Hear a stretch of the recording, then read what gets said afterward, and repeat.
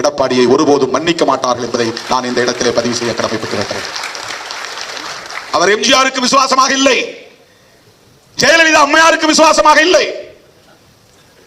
வெறும் survival of the political gain, அரசியல் ஆதாயம் தேடுவதற்கு, தன்னை தக்க வைத்துக் கொள்வதற்காக சந்தர்ப்பவாத அடிப்படையிலே பாஜகவோடு இன்றைக்கு கூட்டணி அமைத்திருக்கிறார். பாரதிய ஜனதாவோடு எந்த காலத்திலும் அதிமுக கூட்டணி வைத்துக் கொள்ளாது என்று சொன்னவர் தானே ஜெயலலிதா அம்மையார். எங்களுக்கு ஞாபகம் இருக்கிறது, உங்களுக்கு ஞாபகம் இல்லையா? எடப்பாடி அவர்களை பார்த்து நான் கேட்கிறேன், அம்மையார் ஜெயலலிதா சொன்னாரா, சொல்லவில்லையா? மோடியா லேடியா மோதி பார்க்கலாம் வா என்று அழைத்தவர் தானே ஜெயலலிதா அம்மையார்.